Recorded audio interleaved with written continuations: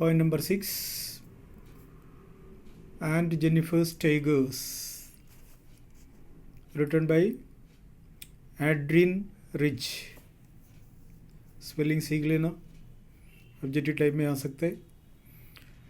Aunt Jennifer's Tigers. See the heading?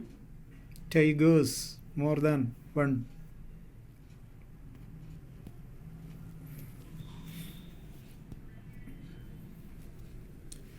Introduction about the poet is given.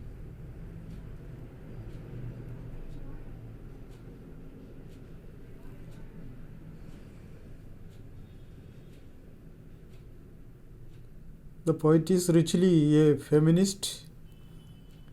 नारीवाद को ऊंचा पकड़ने वाली थी. And her resistance to racism and militarism. उसको रेसिज्म, जातीय व्यवस्था के बारे में सपोर्ट नहीं करती थी. The poem Aunt Jennifer's Tigers addressed the experience of marriage in the midst of construction. Construction means दबाव. दबाव का बीच में शादी का एक्सपीरियंस कैसा कैसा है, पोएम के 12 लाइन के द्वारा वो साबित करके बताती है. उसने खुद कैसे फील किया. आंट जेनिफर जो शादीशुदा है, होने वाला है, वो भी ये बात को ज़रा समझ के रखे, ये पोएम को याद रहे. शादी से पहले तक we can see that we are totally free, and after getting married we can see, especially in our own families, some restrictions are there. Ladies are not totally free. They are in the clutches of the family where she goes. She will lose her freedom. She cannot act as she likes, and a lot of problems are there. She has no voice to discuss the things as her own way. Realizing all these difficulties, they have to lead the better life. Otherwise, they will face a lot of problem. And in this poem, she says that her husband was a strict man. He does not like things like that has no importance. But married females are bounded. They have to spend their time. They do something of their own without bringing into the knowledge of their husbands. And if a lady is afraid of her husband,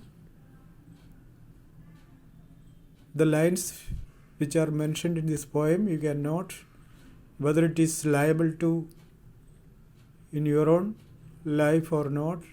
So in which family the situation is going on, whether it is in your own family or in the family of your neighbors or the family you know, you can compare the family with this lesson. That means with the lines. And in some families we can see that ladies are super. They feel that they are the head of the family. Whatever the husbands do, that will be according to the will of wives. Such families are also there. But whether it is not according to the system of the society, according to the system of the society, the husband must be elder than the wife in age. That is another fact. Nowadays, this is not a matter of fact, whatever it may be. If the husband is less in age, they have no problem. They can adjust everything. In that way, the system does not follow in a creative manner. So whatever it may be, the poem shows a very clear picture. In some families, the married ladies face, just as we are going to learn from this poem, Jennifer's life, married life. Aunt Jennifer's tigers prance across a screen. Aunt Jennifer's कुछ चीतों को बना रहे. They prance across the screen. वो एक panel में बना रहे, एक स्क्रीन में बना रही है. They jump over. छलांग लगाते. चीते वैसे छलांग लगाते हैं, धीरे धीरे भी चलता है. अगर मैं ये बोल रहा हूँ तो हमेशा छलांग लगाते रहता है कि तुम लोग तो विरोध करोगे. नहीं, ऐसी कोई बात ही नहीं. वो धीरे धीरे भी चलते. Whatever you can, but the poem says that they jump over a screen. The screen is compared into field. Think that. Bright topaz denizens of a world of green. ये हरियाली जगह में रहने वाला चमकने वाला प्राणी है. डेनिसन मीन्स रहने वाला. टाइगर बताया इसलिए वाला बता रहा हूँ. आप मेल है फीमेल है खुद कंपेयर करके बता दे. Bright topaz denizens of a world of green. Here green means green forest. Topaz एक हीरा है, वो चमकने वाला हीरा है. और चीता का जो शरीर देखना वो तो चमकता हुआ पीला काला कलर से लाइनिंग है, स्ट्राइप से. ऐसा ब्राइट चमकने वाले topaz denizens of a world of green, हरी जंगल में रहने वाला चमकने वाला जानवर है ये. They do not fear the man beneath the tree. पेड़ के नीचे कोई आदमी खड़े तो उससे डरते नहीं है. तो वो क्यों डरते नहीं है क्वेश्चन आ जाए तो simple answer is there. And Jennifer's tigers are not real but they are on the panel screen. That is why they do not fear the man beneath the tree. अगर जंगल में हो, कोई पेड़ के नीचे है, उसी पेड़ के ऊपर कोई चीता बैठा है, मज़ा आता है. तो उससे कंपेयर करके देखो, ये पैनल का टाइगर है इसलिए उसको डर नहीं है. They pace in sleek chivalric certainty. Pace यानी कदम रखना. They pace in sleek. Sleek mean well groomed, चिकना. Well groomed chivalric certainty. Chivalric means chivalry नहीं पढ़ना, शिवलरिक. Honourable and brave. चीता वैसे ब्रेव होता है किसके सामने? कमज़ोर जानवर के. जो सभी ऐसा है, जानवर भी ऐसा है, कमज़ोर लोगों पर राज चलाते हैं. इंसान भी ऐसा है, जो कानून से बड़े हैं, जो कानून का पालन करने वाले के ऊपर अपराध करते हैं, अत्याचार करते हैं. तो यही है. लेकिन ये इतना बहादुर होते हुए भी हमने सर्कस में देखा होगा कि उसको इंसान एक डंडे से कंट्रोल करके रखते हैं. बस उसका ब्रेवनेस इतना ही है. और कुछ लोग मानते हैं बस चीता पाल नहीं सकता है. मैंने देखा कई चीतों को जो पालते हैं टीवी में, तो कितने अच्छा तरीक़ा से पालने वाले के साथ वो रहते हैं, ये भी देखने को मिला. तो हम यही भूल जाते हैं कि इतना दुष्ट प्राणी इस तरह से मीक कैसा बन गए, उससे हमें कोई मतलब नहीं है. And Jennifer's tigers prawns across A screen. लेकिन वो रियलिटी में दिखाई दे रहे. वो तो हम तो तस्वीर बनाए तो वो प्रांस करने के बदले में लेडरी का जैसा लगेगा. लेकिन ये लेडी का जो मानसिक जो फीलिंग, उसके चीता कैसा होना चाहिए, पैनल में है तो भी उसको जीवित पेश करता है, इतना एक्टिव पेश करता है. वो इतना चमकने वाला जानवर बताया. नहाते धोते नहीं, बदबूदार है, उसको कोई नहलाने जाते नहीं जंगल में, फिर भी बस उसको चमकीला जानवर कहते हैं. They are living in a green forest. They do not fear the man beneath the tree. Beneath यानी नीचे. and they pace in sleek chivalric certainty. Certainty mean confidence. बड़ा कॉन्फिडेंस के साथ आगे बढ़ता है. तो see you have to bring this confidence or certainty in your life also in every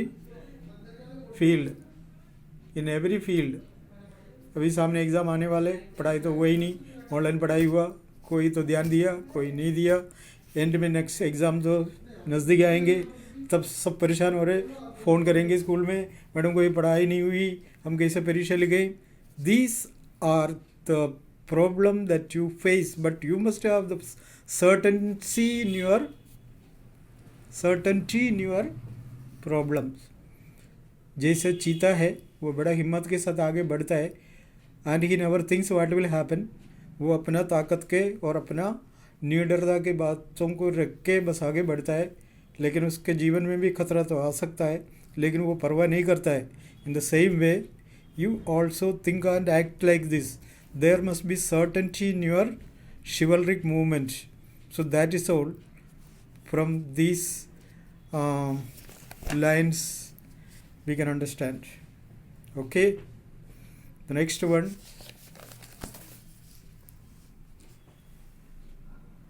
Aunt Jennifer's fingers fluttering through her wool. जब वो panel में इसको बनाता है, her fingers fluttering, उसके उंगलियां कांपने लग जाता है. अभी क्वेश्चन आ सकता है तो उसका कांपने का, या तो मौसम, या तो उसकी एज, या तो बनाते समय उसके पति आए तो क्या होगा सिचुएशन, ये कोई सा भी. And you can think beyond this point. मैंने 3 पॉइंट बोला, other points you have to think by yourselves. खुद को सोचना है. सारे हम लोग बताए तो फिर तुम लोग किस काम का है, सर्टेनिटी कहाँ गई. तो इसलिए याद रहे, aunt Jennifer's fingers fluttering through her wool. एक तो डर की वजह से, एक तो एज की वजह से, एक तो मौसम की वजह से, या फिर तो ऐसा भी हो सकता है वो जो बनाने वाला को किसी को दिखाने लायक बने नहीं बने, इस तरह की बातें सोचना. तो क्वेश्चन आ सकता है वो बुनते समय उसके हाथ कांपते क्यों हैं, फिंगर्स कांपते क्यों हैं. Find even the ivory needle hard to pull. वो आइवरी नीडल यूज़ करते हैं, हाथी का दांत वाला सुई इस्तेमाल कर रहे. आप सोच के देखो, पैसा वाली है. क्योंकि हम लोग तो यूँ क्या है, बस वो आते ना सुई, वो जंग भी भर जाते हैं उसका नोक में, ऐसे वाला सुई यूज़ करता है. लेकिन वो जो यूज़ करने वाला सुई इतना महंगी है, टूटने का डर तो है नहीं, लेकिन वो थोड़ा स्मूथनेस कम होगा, इसलिए तो खींचने में दिक्कत आता है. उसको वूल डालने के बाद खींचने में दिक्कत आता होगा. Find even the ivory needle hard to pull. यहाँ ivory needle hard to pull क्यों है पूछा है तो भी बात यही है क्योंकि उसके हाथ काँप रही है या डर भरा हुआ है. किसी भी टाइम उसके पति आ सकता है. अगर पति को ये काम अच्छा नहीं लगता तो आते ही ये देखे, या तो लात मारने वाला तो लात मारेंगे, चिल्लाने वाला है तो चिल्लाने वाला, उठा के फेंकने वाला है तो उठा के फेंक देंगे, या फिर उसके हाथ में जो भी चीज़ है चीता को उठा के ऐसे आग में डाल के जला सकते हैं, कुछ भी कर सकता है. इसलिए कुछ डरे, whatever may be possible. We cannot assume, we cannot conclude that what is going to happen like this. The massive weight of uncle's wedding band means wedding ring है. अभी भी उसके हाथ में वेडिंग रिंग है. Wedding ring उसके हाथ में है, इसका मतलब उसके पति अभी तक मरा नहीं है, जिंदा है. द मासिव, वो भी मासिव मीन्स वेट, और यहाँ हेवी भारी. Weight of uncle's wedding band, uncle का वेडिंग बैंड तो बहुत तरीक़ा से आता है, तो यहाँ वेडिंग बैंड नहीं सोचना, वेडिंग रिंग है. क्योंकि आजकल फ्रेंडशिप बैंड है, वैलेंटाइन बैंड है, पता नहीं दुनिया के, और राखी बैंड है, तो खूब सारे बैंड है. तो उसी के हिसाब से कंपेयर करके देखो वेडिंग बैंड. लेकिन it is not a band, but clearly we can say that it is a ring, wedding ring. कुछ जगह में वेडिंग रिंग इम्पॉर्टेंट है और कुछ नहीं है. वेडिंग रिंग दे के पहचान लेते हैं ये शादीशुदा है या नहीं. Even in India Hindu system shows, एक तो मांग भरा हुआ दिखता है, ये तो मंगलसूत्र दिखाई देते हैं, गांव में है तो कड़ा दिखाई देते पैरों में, इसको देख के समझते ये मैरिड है. और दूसरे जगह में केवल यही है, मंगलसूत्र का जैसा चेन तो सभी डालते हैं, लेकिन कई जगह में क्रिश्चियन लोग तो उसी के अंदर क्रॉस लगाते, हिंदू लोग और कुछ लगाते। हमारे उधर की बात बता रहा हूँ, इवन हिंदुस्तान के बस अलग अलग जगह में जो कल्चर है उसके बारे में बता रहा हूँ, ये इस तरह से है। लेकिन यहाँ हमको देखने को मिलता है कि इस तरह का एक मंगलसूत्र ही सब कुछ इम्पोर्टेंट मानते हैं। और हाँ, पति का लंबा जीवन के लिए प्रार्थना भी करता है।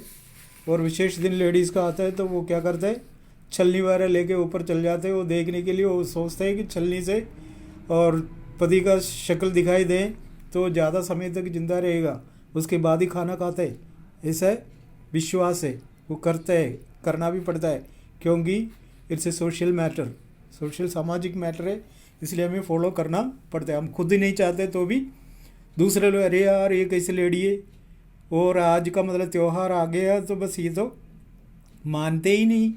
ऐसे बहुत सारे लोग बोलते हैं। इसलिए समाज में बने रहने के लिए कुछ सोशल रिचुअल्स है, उसको मानना पड़ता है। And the wedding band sits heavily upon aunt Jennifer's hand. Aunt Jennifer का उंगली में देखो क्या है, वो वेडिंग रिंग अभी भी है। वेडिंग रिंग रूल्स के आधार पर कौन सा उंगली में डालना पड़ता है, रिंग फिंगर कहते हैं ना। पांचों फिंगर का अलग अलग नाम है। छोटा वाला है तो उसको स्मॉल फिंगर कहते हैं या लिटिल फिंगर कहते हैं। अंगूठी डालने वाला है तो उसको रिंग फिंगर कहते हैं। दूसरा है तो मिडिल फिंगर कहते हैं। इसके बाद या तो पॉइंट फिंगर या फिर इंडेक्स फिंगर कहते हैं। और लास्ट वाला है जो मोटा है और इसलिए तंब कहते हैं। तंब है सही प्रोनाउंस, लेकिन यहाँ लोग थोड़ा दम लगा के बोलते हैं क्योंकि वो ताकतदार है ना, थोड़ा मोटा भी है ना, इसलिए थंब यूँ बोलते हैं। कोई दम लगाने की जरूरत है, इसका प्रोनाउंसिएशन सिंपली तंब भी बोलने की जरूरत नहीं, साइलेंट है। लेकिन यहाँ तो थोड़ा दम लगाते, मना करें तो भी आगे जाके वही बोले, लेकिन रियलिटी जानना जरूरी है। जैसे थिंग है, थिंग यहाँ थोड़ा थिंग लगाते, थोड़ा दम लगाते, बस यही है। और ची एच का प्रोनाउंसिएशन या तो द रहता है या फिर ता रहता है, था कभी नहीं होता। उसके लिए फोनेटिक्स पढ़ना पड़ता है। फोनेटिक्स का कोई काम ही नहीं है आजकल तो, इसलिए कोई अपने मर्जी से जो भी बोलना चाहें तो बोल सकते हो। और इस तरह से आंट जेनिफर के जो फिंगर्स है वो पैनल में बुनते समय कांपने लग जाता, नीडल खींचने में तकलीफ होती, और अंगल का वेडिंग रिंग बोझ बनकर उसके उंगली में अभी भी दिखाई देते। और कोई नहीं कहते वो वेडिंग रिंग एक बोझ है, लेकिन ये कहते हैं ये बोझ बनकर मेरी उंगली में। इसका मतलब वो वेडिंग से परेशान है, क्योंकि उसका फ्रीडम है ही नहीं, इसलिए वो बोझ बनकर उसके हाथ में इसलिए पड़े रहता है। अब पूछ सकते हैं बोझ बनकर क्यों पड़ा है, तो अपने आइडिया लगाना है, कोई किताब में तो बताते नहीं, अपना मन में जो आता है उसी को इस्तेमाल करके बताना।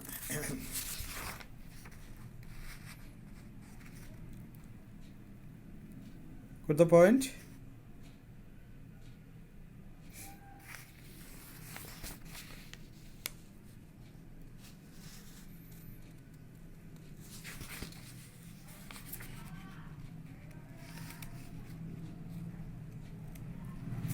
Last part of the poem. When aunt is dead, her terrified hands will lie still ringed with the orioles she was mastered by. जब आंटी मर जाती है, her terrified hands, उसका डरा हुआ जो हाथ, will lie still ringed with ordeal she was mastered by. Ringed with means surrounded with, encircled with. Still ringed with ordeals. Ordeals means difficult experience, tough experience देख सकते हैं अभी भी उसके हाथ में, क्योंकि वो टाइट दिखाई दिया। उससे पता पड़ जाता है उसका जीवन में मैरिड लाइफ तो बिल्कुल हैप्पी लाइफ नहीं थी। The tigers in the panel that she made will go on prancing, proud and unafraid. लेकिन एंड जेनिफर मरने के बाद भी उसके द्वारा बनाया हुआ पैनल का जो टाइगर्स है वो मस्त भागने वाला, नीडर होकर भागने वाला जैसा दिखाई देता है, लेकिन वो वेडिंग रिंग एक बोझ बनकर अभी भी मरने के बाद भी उसके हाथ में है। कुछ लोग सिस्टम के आधार पर मरने के बाद आभूषण वगैरह शरीर से हटा देते, कुछ लोग उसे कितना प्यार किया इसलिए आभूषण को भी साथ साथ जलाते या गाड़ देते, इसलिए चोर चोर घुस जाते उसको तलाश करने के लिए। 11th क्लास में हमने टट का जो लेसन पढ़ा था उसी में भी यही था। राजा के मृत्यु के टाइम में सारे ऑर्नामेंट्स और उसका पसंदीदा चीज़ के साथ उसको गाड़ दिया गया था, तो इसलिए चोर उसको अंदर से कुछ काट के ले गए थे। तो इस तरह से मरने के बाद कुछ लोग वैल्यूएबल चीज़ें तो निकाल देते। अगर वो अंगूठी सोने का नहीं है कि शादी के टाइम में जो देने वाला अंगूठी तो सोने का ही होता है, चाहे गरीब हो या अमीर वही होता, लेकिन किसी कारण से अंगूठी बेच दिया तो पूछ सकता है वो तो सोने का है या नहीं है, कॉस्टली है, तो पूछ सकता है। अगर उसका जीवन में कोई घटना की समय आगे तो ऐसे एक अंगूठी ला के उसका अंदर उसको गोल्डन करके पहनता है और असली तो बेच दिया, ऐसा भी हो सकता है। और इस तरह से सोचना है, दिमाग लगाना है हर बात पर, ठीक है। और इस तरह से मरने के बाद भी वो अंगूठी एक बोझ बनकर उसके जीवन में देखने को मिला। अब मरने के बाद उसका जीवन में क्या बोझ हो सकता है? देखो उसका मृत्यु को लेके कई बात हो सकता है, कई मतलब विवाद हो सकता है। वो वास्तव में टाइम के हिसाब से मरा है या किसी अलग तरीक़े से मरा। अगर ऐसा मरा है तो उसको गाड़ने जलाने में दिक्कत आ जाता है, कॉमन जगह में गाड़ने जलाने नहीं देता। ऐसे प्रॉब्लम उसका जीवन में बहुत आ सकता है। उस टाइम भी उसका शादी होते हुए भी, आदमी होते हुए भी, आदमी जिंदा होते हुए भी कोई फ़ायदा नहीं, वो कुछ ही नहीं करते, तभी मरने के बाद भी ये बोझ बनकर उसके हाथ में रहता है। और इस तरह की सोच डालना है। क्वेश्चन जैसे आएंगे उसी के हिसाब से, किताब से कुछ लिखने को तो नहीं मिलेगा, अपने आइडिया से बना के लिखना पड़ता है। The tigers in the panel that she made will go on prancing, proud and unafraid. लेकिन उसके द्वारा बनाया हुआ चीता मस्त घूमते फिरते है, लेकिन उसका मरने के बाद उसका डेड बॉडी एकदम निश्चल होता है, किसी काम का नहीं होता है, लेकिन बोझ बनकर वो अंगूठी को देके बस पहचान लेते हैं वो बोझ अभी तक हटाए नहीं है, क्योंकि वो पड़े रहने दो उधर। अगर बोझ नहीं होता तो मरते समय बड़े खुशी से उसका हाथ से हटा देता, लेकिन लोग हटा भी नहीं रहे। इसका मतलब मरने के बाद भी उसका जीवन में कोई खुशी नहीं है, या खुद के काम से, या तो पारिवारिक बातों से, या फिर पति की बातों से, कुछ भी हो। तो we have to think by ourselves, then only we will come to a conclusion. So in this way, a simple poem and Jennifer's poem, only a poem of 12 lines, but it was a whole life, शादी से लेकर मरने तक का और मरने के बाद की बात भी बताने वाला एक विशाल पोएम है। हमें तो बिल्कुल सिंपल है, 12 लाइनें एक बार पढ़े मीनिंग देख ले चल जाता, लेकिन सोचने वाला बहुत सोचेगा। सोचो, करो। ओके।